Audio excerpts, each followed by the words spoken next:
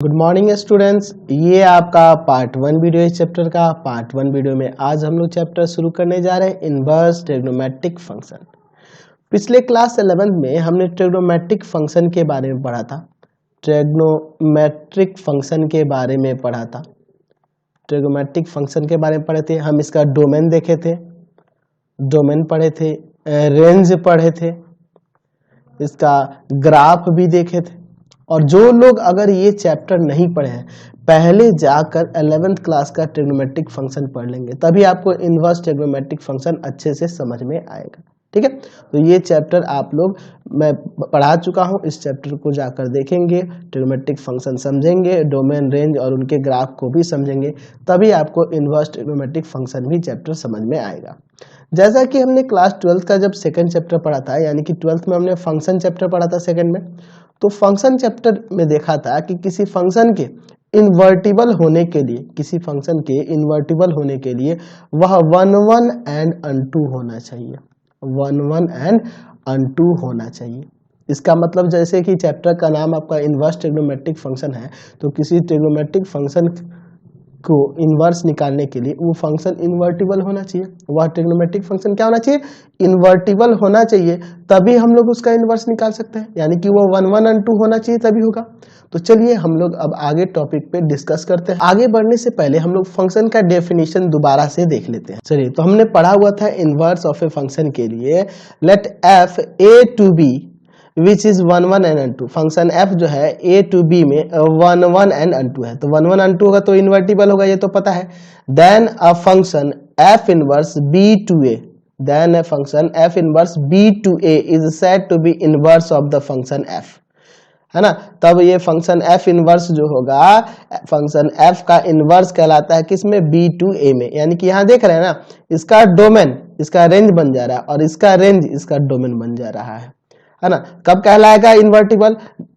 जब y बराबर fx हो, implies by f inverse y बराबर x। ठीक है, तो ये हमने पढ़ लिया था इनवर्स ऑफ ए फंक्शन के बारे में। हम लोग फंक्शन चैप्टर में ही देखे थे। किसी फंक्शन का इनवर्स निकालने के लिए वह फंक्शन 1 1 एंड 2 होना चाहिए और उसको f इनवर्स से डिनोट करते हैं, और उसमें डोमेन और रेंज इंटरचेंज हो जाता है। यानी कि हमने यहाँ देखा कि डोमेन ऑफ f इनवर्स जो होगा वह बराबर होगा रेंज ऑफ f के, रेंज ऑफ f के, और रेंज ऑफ f इनवर्स जो होगा वह बराबर होगा डोमेन ऑफ f के। ठीक है, तो हम लोग ये पढ़ चुके थे फंक्शन चैप्टर में। तो हमें यहाँ भी देख लिया कि किसी फंक्शन का इनवर्स निकालने के लिए पहले तो फंक्शन 1 1 एंड अनटू होना चाहिए, तभी वो इन्वर्टिबल फंक्शन हो सकता है। तो जैसे अगर हम लोग बात करें fx बराबर एक फंक्शन लेते हैं sin x, ठीक है, तो ये आपका एक ट्रिग्नोमेट्रिक फंक्शन है। अब इसका देखेंगे इसके इन्वर्टिबल होने के लिए क्या कंडीशन हो सकता है। तो अगर हम एक वैल्यू ले, अगर हम लोग मान लीजिए x की जगह π/6 ले, तो sin π/6 यानी कि sin 30 का वैल्यू कितना होता है? 1/2 होता है। अगर हम यहाँ पे 5π/6 ले लें, 5π/6 यानी sin 5π/6 का वैल्यू हम लोग निकालना सीखे हैं ना क्लास 11th में। sin π-π/6 sin 180 minus theta sin theta, यानी कि sin π/6 ही हो जाएगा, यानी इसका भी वैल्यू 1/2 ही आ जाएगा। अगर हम लोग बात करें 13π/6 का, तो यहाँ से आप लिख सकते हैं sin 13π/6, तो इसको चेंज करोगे किस तरह से? तो यह हो जाएगा sin 2π + π/6। देख लो, 6 दूना 12, 1 13 हो जाएगा ना, 13 हो जाएगा आपका। यानी कि sin 2π + थीटा होता है sin थीटा। चलिए, तो इसका भी वैल्यू 1/2। तो देख रहे हैं कि x के डिफरेंट वैल्यू के लिए सेम ही इमेज हो जा रहा है, तब तो ये तो भैया आपका 1 1 फंक्शन नहीं हुआ। और जब यह फंक्शन 1 1 नहीं हुआ तो यह आपका इन्वर्टिबल भी नहीं है। तो कैसे इसको इन्वर्टिबल फंक्शन दिखाएंगे? किन किन वैल्यू पे ये इन्वर्टिबल होगा, कैसे इन्वर्टिबल होगा, इसका डोमेन रेंज किस तरह से लेंगे, इसका इन्वर्टिबल फंक्शन कैसा होगा, इन सब के बारे में हम लोग डिस्कस करने वाले हैं। तो आपको बता दें कि कोई भी ट्रिग्नोमेट्रिक फंक्शन जो होता है आपका 1 1 एंड 2 नहीं होता है, 1 1 एंड 2 नहीं होता है। तब भैया हम लोग इनवर्स ट्रिग्नोमेट्रिक फंक्शन में कैसे देखेंगे? तो हम लोग उसको 1 1 and 2 पहले करेंगे, फिर उसके बारे में हम लोग आगे डीपली इसमें समझने वाले हैं। तो सबसे पहले हम लोग डिस्कस करते हैं जो भी आपके ट्रिग्नोमेट्रिक फंक्शन है इनका डोमेन और रेंज के बारे में, फिर उसके इनवर्स के बारे में, उनके ग्राफ के बारे में, सब कुछ हम लोग डीपली पढ़ेंगे। तो चलिए सबसे पहले देखते हैं हम जितने भी ट्रिग्नोमेट्रिक फंक्शन, 6 ट्रिग्नोमेट्रिक फंक्शन होंगे, साइन, कॉस, टेन, कोसेक, सेक, कॉट, इन सब का डोमेन, रेंज और ग्राफ किस तरह से खींचा जाता है उसके बारे में समझते हैं। चलिए तो पहला फंक्शन देखते हैं। पहला फंक्शन हम लोग देखते हैं एफ एक्स बराबर साइन एक्स। तो साइन एक्स के लिए हमने पढ़ा हुआ है क्लास 11 में कि इसका डोमेन जो होता है, डोमेन आर होता है, और रेंज जो होता है, रेंज वह -1 से 1 तक होता है, -1 से 1 तक होता है। फिर उसी तरह हमने पढ़ा हुआ है एफ एक्स बराबर कॉस एक्स के लिए, कॉस एक्स के लिए डोमेन जो होगा, इसका डोमेन जो होगा आर होगा, और रेंज जो होगा, रेंज वह -1 से 1 तक होता है। ठीक है, अगला फंक्शन देखते हैं तीसरा, एफ एक्स बराबर tan एक्स। tan एक्स की बात करें तो इसका डोमेन जो होता है, इसका डोमेन वह कोई भी रियल नंबर होता है 2n + 1 π/2 को छोड़कर n बिलोंग्स टू z। चलिए, और इसका रेंज जो होता है, रेंज कोई भी रियल नंबर हो सकता है। 4 नंबर अगला फंक्शन जो है आपका 4 नंबर, वह है आपका कॉट एक्स। तो कॉट एक्स के लिए हमने पढ़ा हुआ था कि इसका डोमेन कोई भी रियल नंबर हो सकता है n पाई को छोड़कर, n बिलोंग्स टू z। और रेंज की बात करें तो इसका रेंज जो होता है वह रेंज आपका r होता है। अगला फंक्शन देखा जाए, अगला फंक्शन हम लोग बात करते हैं एफ एक्स बराबर, किसको ले लिया जाए, सेक को ले लेते हैं, सेक एक्स। तो यहाँ पे इसका डोमेन की बात करें तो इसका डोमेन आपका कोई भी रियल नंबर हो जाएगा, किसको छोड़कर, 2n + 1 π/2 को छोड़कर, for all n belongs to z के लिए। अच्छा, इसके रेंज की बात करें तो रेंज कोई भी रियल नंबर हो जाता है, बस -1 से 1 के बीच का छोड़कर। अगला फंक्शन आपका 6 नंबर जो है वह है एफ एक्स बराबर कॉसेक एक्स, कॉसेक एक्स। तो इसका डोमेन जो होगा, इसका डोमेन कोई भी रियल नंबर हो जाएगा n पाई को छोड़कर, for n belongs to z। और रेंज जो होगा इसका रेंज जो होगा कोई भी रियल नंबर होगा -1 से 1 के बीच के एलिमेंट को छोड़कर। तो हमने ये डोमेन और रेंज क्लास 11th में ही पढ़ लिया था, हम लोग इन सब के बारे में पहले से ही जानते हैं। चलिए अब हम लोग थोड़ा सा डिफाइन कर देंगे इनवर्स ट्रिग्नोमेट्रिक फंक्शन में कैसे फंक्शन को डिनोट करेंगे और कैसे दिखाएंगे। मान लीजिए आपके पास साइन थीटा बराबर x है, तो इसको कैसे लिख सकते हैं, तो इसको ऐसे लिख सकते हैं, थीटा बराबर, ये साइन उधर जाएगा तो बन जाएगा साइन इनवर्स x, यहाँ इम्प्लाइज एंड इम्प्लाइज वही हो जाएगा। चलिए, तो ये मतलब इसको ऐसे भी लिख सकते हैं और इसको ऐसे भी लिख सकते हैं, साइन यहाँ से इधर जाएगा तो यह साइन इनवर्स x हो जाएगा। ठीक है, अब यहाँ से थोड़ा सा समझने वाली बात है, यहाँ हम जानते हैं कि साइन थीटा का वैल्यू क्या होता है, तो वो तो आपको अभी बताया कि इसका रेंज -1 से 1 के बीच होता है, यानी कि इसका वैल्यू जो होगा -1 से 1 के बीच में लाई करेगा। तो अगर यहाँ पे देखें थीटा किससे बिलोंग करेगा, तो थीटा यहाँ बिलोंग करेगा किसी भी रियल नंबर से। तो आप यहाँ कोई भी रियल नंबर लेके चलोगे तो इसके वैल्यू -1 से 1 के बीच में आएंगे तो वो मेनी वैल्यू हो जाएंगे, इन्फिनिटी होंगे। ऐसे लिख सकते हैं कि इसके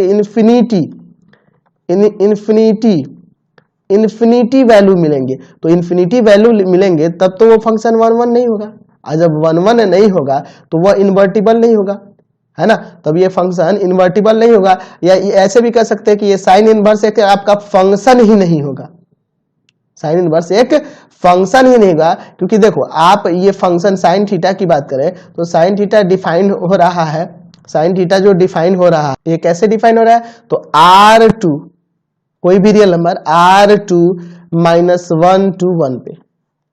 ठीक है, अच्छा, इस पे ये डिफाइन हो रहा है इस तरह से। और इसके बहुत सारे ऐसे एलिमेंट होंगे जिनका सेम ही इमेज मिलेगा, इन्फिनिटी। जैसे अभी इसके पहले भी देखे थे कि साइन π/6 का वैल्यू 1/2 आया था, साइन आपका 5π/6 का भी वैल्यू 1/2 आया था। तो ऐसे देख रहे हैं तो ऐसे तो बहुत सारे वैल्यूज मिलेंगे जी, ऐसे बढ़ते जाएंगे, आप कोई भी रियल नंबर लेके आगे बढ़ते जाएंगे, एंगल्स को अलग अलग लेते चलेंगे, माइनस में प्लस में, तो ऐसे बहुत सारे सेम वैल्यू मिलेंगे। दैट मीन्स या तो फंक्शन आपका 1 1 नहीं होगा। तो 1 1 नहीं होगा तो इन्वर्टिबल भी नहीं होगा। यानी कहने का मतलब यह है कि साइन इनवर्स एक्स आपका एक फंक्शन ही नहीं होगा इस पर। तो ये अगर आप दिखाना चाहो तो इसको ऐसे लिखेंगे ना, ये साइन इनवर्स की बात करें तो इस पे ये डिफाइन होना चाहिए -1 to 1 to r, इस पर ऐसे डिफाइन होना चाहिए।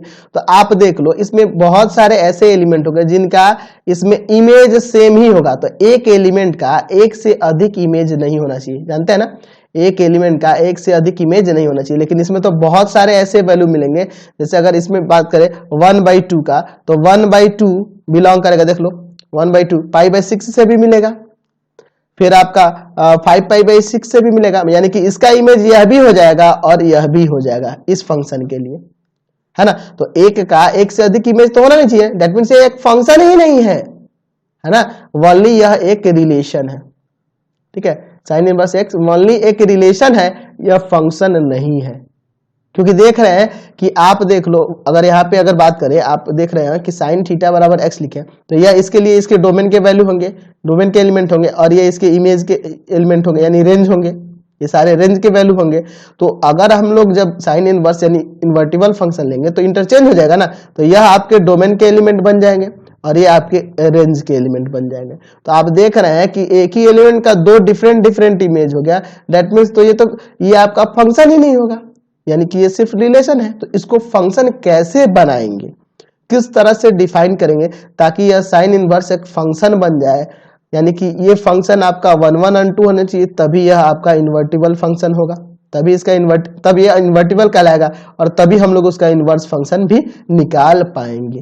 तो ऐसे बहुत सारे कंसेप्ट है जो आपको समझने बहुत ही ज्यादा जरूरी है। तो चलिए एक एक करके सब चीज समझा जाए। चलिए तो अब हम लोग अगले टॉपिक की ओर चलते हैं। अगला हमारा टॉपिक है graph of principal branches of inverse trigonometric function.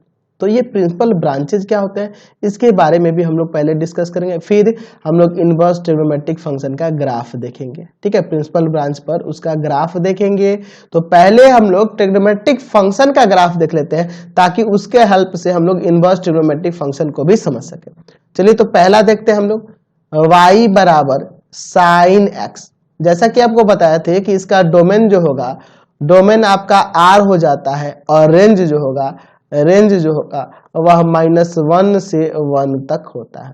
और इसके ग्राफ की बात करें तो क्लास 11th में मैंने डीपली इसको पढ़ाया हुआ है, ग्राफ डीपली आपको बताया हुआ किस तरह से ग्राफ बनता है, इसका सब कुछ समझाया। तो जिनको दिक्कत होगी वो क्लास 11th का जाके चैप्टर पढ़ेंगे, पहले इनवर्स आप ट्रिग्नोमेट्रिक फंक्शन क्लास 11th का जाके पहले पढ़ लेना। चलिए तो ये हमने ग्राफ यहाँ पे ला दिया, ये क्लास 11th में मैं पढ़ा चुका हूँ, आप जाके वहां से वीडियो को देख सकते हैं। चलिए तो यहाँ देख रहे हैं डोमेन आपका r है, देख लो ये x का मान r तक इन्फिनिटी तक जा रहा है, ये ऐसे आगे बढ़ रहा है ना, इधर भी बढ़ सकता है, ये आगे ऐसे आ सकता है, ये आगे ऐसे जा सकता है, ठीक है। ये आगे x एक्सिस इधर प्रोड्यूस कर सकते हैं। और रेंज जो होगा -1 से 1 कहीं पे भी जा रहा है, इसका वैल्यू देखो -1 से 1 के बीच में ही लाई कर रहा है, -1 से 1 तक ही जा रहा है ना, -1 से 1 तक ही जा रहा है। तो ये आपका y बराबर साइन एक्स का ग्राफ होगा। अब आप देखो इस फंक्शन को ग्राफिकली समझो। यहाँ देखो साइन एक्स दिया है, आप देखो ना यहाँ पे अगर मान लीजिए एक कोई भी एक वैल्यू ले लो, आप यहाँ पे क्या देख रहे हैं, साइन 0, यहाँ देखो 0 पे 0 हो रहा है, पाई पर भी 0 वैल्यू हो जा रहा है, और यहाँ देखो 2 पाई पर भी 0 वैल्यू हो जा रहा है, यहाँ देखो -पाई पर भी साइन का वैल्यू 0 हो जा रहा है। तो देख रहे हैं ना एक साथ कई सारे इसके सेम ही इमेज हो जा रहे हैं। आप साइन 0 का 0 देख रहे हो, साइन पाई का 0 देख रहे हो, साइन 2 पाई का 0 देख रहे हो, साइन -पाई का 0 देख रहे हो, या ऐसे करो -पाई/2 का देखो यहाँ -1 है, और साइन 3 पाई/2 का देखो यहाँ भी -1 है, देख रहे हैं ना y का वैल्यू यहाँ -1 है। दैट मीन्स ये फंक्शन आपका इन्वर्टिबल होगा ही नहीं, क्योंकि ये 1 1 और 2 नहीं है। लेकिन हम एक किसी डिफरेंट ब्रांचेज को लेके देखिए, आप एक इंटरवल ले लो, यहाँ देखो -पाई/2 से पाई/2 के बीच देखो, -पाई/2 से पाई/2 के बीच इस ग्राफ को देखो, तो यहाँ वैल्यू देखो डिफरेंट वैल्यू जा रहे हैं। आप देख लो x का कोई भी वैल्यू ले रहे हो, यहाँ पे ये आपका x का वैल्यू होगा, है ना, और इसका y का वैल्यू यहाँ पे आ जा रहा है। x का कोई भी वैल्यू ले रहे हो, y का एक डिफरेंट वैल्यू आ रहा है। तो यहाँ से -पाई/2 से पाई/2 पर हर एक एलिमेंट के डिफरेंट इमेजेस दिख रहे हैं आपको, यानी y के वैल्यू डिफरेंट मिल रहा है। यानी कि आप देख रहे हो कि -पाई/2 से पाई/2 के बीच पाई/2 तक इसमें हर एक एलिमेंट के डिफरेंट वैल्यू मिले। उसी तरह से अगर हम लोग बात करें पाई/2 से यहाँ पे 3π/2 के बीच में, यहाँ पे भी आपको डिफरेंट वैल्यू मिल रहे हैं। π/2 से 3π/2 के बीच भी यहाँ पे डिफरेंट वैल्यू मिल रहे हैं। उसी तरह से अगला इंटरवल अगर इधर भी देखना चाहे, ऐसे तो इन्फिनिटी तक जा सकते हैं, एक दो हम लोग एग्जाम्पल लेके समझ लेते हैं। यहाँ भी देख रहे हैं तो आप -3π/2 से कहाँ तक, -π/2 के बीच तक चलो, तो यहाँ पे भी हर एक एलिमेंट के लिए डिफरेंट वैल्यू मिल रहे हैं। तो ऐसे बहुत सारे हम लोग इंटरवल ले सकते हैं, ठीक है। और हम लोग बात करेंगे प्रिंसिपल ब्रांच के बारे में। तो इनवर्स ट्रिग्नोमेट्रिक फंक्शन में प्रिंसिपल ब्रांच हम लोग उसको लेते हैं जो y एक्सिस के निकटतम होगा, y एक्सिस के निकटतम होगा, यानी y एक्सिस के आसपास में जो होगा उस ट्रिग्नोमेट्रिक फंक्शन का जो इंटरवल होगा, उसी इंटरवल को हम लोग प्रिंसिपल ब्रांच कहेंगे। तो यानी कि इस फंक्शन के लिए y बराबर sin x जो है, इस फंक्शन के लिए अगर इसका इन्वर्टिबल फंक्शन यानी sin इनवर्स x के ब्रांच की बात करेंगे तो इसका ब्रांच जो होगा ये हो जाएगा -π/2 से π/2। तो हम लोग बाकी सबको छांट देंगे, हमें बात करना है ग्राफ ऑफ प्रिंसिपल ब्रांच, यानी प्रिंसिपल ब्रांच कौन सा होगा, -π/2 से π/2 के बीच में, यही इसका प्रिंसिपल ब्रांच होगा। और इसी पर हम लोग पहले ट्रिग्नोमेट्रिक फंक्शन का ग्राफ देखते हैं, फिर हम लोग इनवर्स ट्रिग्नोमेट्रिक फंक्शन का उसका ग्राफ देखेंगे इस प्रिंसिपल ब्रांच पर। चलिए, तो इस ग्राफ से आपको क्या देखने को मिला है कि -π/2 से π/2 इस प्रिंसिपल ब्रांच पर ही हम लोग sin x का ग्राफ देख रहे हैं। y बराबर sin x के ग्राफ में, यहाँ से इस ग्राफ से हमें पता चल रहा है कि इस ग्राफ में आपने डोमेन क्या लिया है, तो डोमेन लिया है -π/2 से π/2 तक, ठीक है। और रेंज क्या है, तो रेंज जो है आपका -1 से 1 तक, -1 से 1 तक, -1 से देख रहे हैं ना, -1 से 1 तक गया है, इसका रेंज है, ठीक है, इस फंक्शन के लिए। और इस इंटरवल पर हम लोग क्या देख रहे हैं कि हर एक एलिमेंट का इमेज डिफरेंट है, यानी कि यहाँ जो sin x, y बराबर sin x फंक्शन दिया है, या y बराबर sin x, इस डोमेन पर है ना, 1 1 and 2 है, 1 1 and 2 है। इस डोमेन के लिए यह फंक्शन 1 1 and 2 हो जाएगा। अब 1 1 and 2 हो जाएगा, हैंस हम कह सकते हैं कि y बराबर sin x is invertible function, is invertible function on -π/2 से π/2 के बीच। इस पर यह इन्वर्टिबल फंक्शन हो रहा है, क्योंकि हर एक, इसमें देख रहे हैं हर एक एलिमेंट का इमेज डिफरेंट है, और हर एक एलिमेंट का इमेज डिफरेंट होगा, तो हर एक इमेज का भी प्री इमेज इसमें मिल जाएगा, इसलिए यह इन्वर्टिबल फंक्शन होगा, क्योंकि ये 1 1 and 2 है। अब इसके इन्वर्टिबल फंक्शन को कैसे डिफाइन करेंगे, तो वो हो जाएगा y बराबर sin इनवर्स x से, y बराबर sin इनवर्स x। और हम लोग जानते हैं कि इन्वर्टिबल फंक्शन में डोमेन और रेंज इंटरचेंज हो जाते हैं, तो यहाँ जो होगा इस फंक्शन का डोमेन जो होगा वह -1 से 1 हो जाएगा, और रेंज की बात करेंगे तो रेंज आपका जो हो जाएगा वह रेंज क्या हो जाएगा, तो -π/2 से π/2, ठीक है, ये इंटरचेंज हो जाएगा। चलिए, अब ये डोमेन और रेंज हो गया, अब इसका ग्राफ कैसे होगा, तो ग्राफ का भी एक्सिस बदल जाएगा, ये वाले वैल्यू जो x एक्सिस पे है वो y एक्सिस पे चल जाएंगे, यानी डिग्री जो ये रेडियन में वैल्यू जो दिख रहे हैं y एक्सिस पे, और ये वैल्यूज जो है -1 to 1 वो आ जाएगा आपका x एक्सिस पे। तो उसका ग्राफ कैसे हो जाएगा, चलिए, तो इसका ग्राफ हम देखिए ऐसे रिप्रेजेंट कर दिए हैं। देखिए यहाँ पे देख रहे हैं ना आप, x एक्सिस पे यहाँ -π/2 से π/2 तो इसमें y एक्सिस पे चला गया, इंटरचेंज हो गया, इसलिए ग्राफ ऐसे ना होके ऐसे मुड़ गया। अब देखिए इसका ग्राफ बनाना भी हम लोग सीखेंगे, लास्ट के चैप्टर में हम लोग इसके ग्राफ के बारे में भी पढ़ेंगे, इसका ग्राफ कैसे कंस्ट्रक्ट करेंगे इसके बारे में पढ़ेंगे। और जो लोग 11th का नहीं पढ़े हैं, पहले 11th का ट्रिग्नोमेट्रिक फंक्शन भी पढ़ना, ताकि आप ग्राफ बनाना सीख लो, ठीक है। तो यहाँ से ये क्लियर हो गया, और हम लोग यहाँ से समझ गए कि इस डोमेन के लिए और इस रेंज के लिए यह एक फंक्शन हो जा रहा है, यह एक फंक्शन हो जा रहा है, और y बराबर sin x जो फंक्शन था इस डोमेन के लिए 1 1 and 2 हो जा रहा है। और यहाँ पे यही जो -π/2 से π/2 लिखे हैं, यह आपका sin इनवर्स x का प्रिंसिपल ब्रांच कहलाता है, और उसी पर हमने इसका आलेख खींचा है, ग्राफ खींचा है। चलिए, तो अगला हम लोग ट्रिग्नोमेट्रिक फंक्शन देखते हैं, दूसरा y बराबर cos x के लिए देखते हैं। तो हम लोग इसके लिए पढ़ चुके हैं, शुरू में ही मैंने आपको बताया था कि डोमेन जो होता है इसका R हो जाएगा, और रेंज जो होगा रेंज वह आपका -1 to 1 होता है, -1 to 1। और इसके ग्राफ की बात करें तो इसका ग्राफ हम लोग ऐसे खींच देंगे, यही इसका ग्राफ होगा। तो यहाँ देख रहे हैं ना, डोमेन आपका R है, ये देखो आगे तक ऐसे बढ़ सकता है, ये भी इधर ऐसे बढ़ सकता है, यानी कि ये इन्फिनिटी तक चला जाएगा एक्स एक्सिस पे, ठीक है। और रेंज जो है -1 to 1 कहीं पे भी जाएगा, लेकिन इसका रेंज जो होगा -1 to 1 के बीच में ही रहेगा, -1 से +1 तक ही रहेगा, ठीक है। तो यहाँ से आपका ग्राफ क्लियर होगा। ग्लास में ये इस ग्राफ की बात करें तो ये मैंने क्लास 11 में आपको पढ़ा दिया है, वहाँ से आप जाके देख सकते हैं। मैंने पहले ही बताया है, अभी भी बता रहा हूँ कि इसको आप जाके देखोगे। ये चैप्टर बहुत ही ज़्यादा जरूरी है, आपको ट्रिग्नोमेट्रिक फंक्शन के बारे में पता होना चाहिए, तभी आप इनवर्स ट्रिग्नोमेट्री भी समझ पाओगे। चलो तो देखते हैं अब इसके बारे में। अब यहाँ पे भी हम लोग देख रहे हैं इसके अलग अलग इंटरवल के लिए इसके वैल्यू डिफरेंट हो रहे हैं। आप देखो, आप 0 से पाई तक जाओ, यहाँ पे देखो, यहाँ से ये वैल्यू हर एक के लिए डिफरेंट है ना।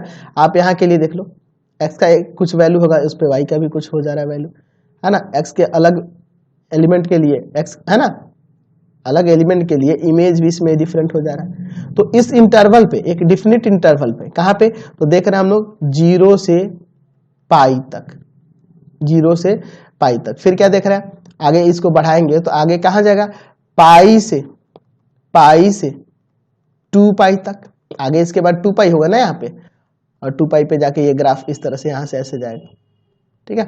चलिए आगे फिर इधर की बात करें तो इधर भी देख सकते हैं -पाई से 0 पर, -पाई से 0 पर। यहाँ पे देख रहे हैं इस इंटरवल पे भी हर एक एलिमेंट का डिफरेंट इसमें इमेज है।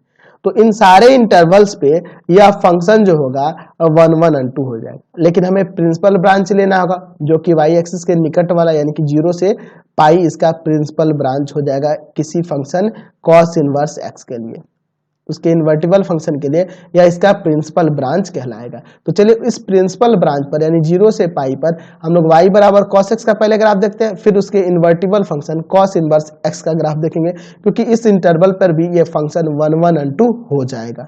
चलिए तो ये ग्राफ जो देख रहे हैं, यह ग्राफ किसके लिए है, y बराबर cos x का ग्राफ है। लेकिन हमने यहाँ जो डोमेन लिया है वह क्या लिया है, तो हमने लिया है 0 से पाई तक, 0 से पाई तक, 0 to पाई तक लिया है।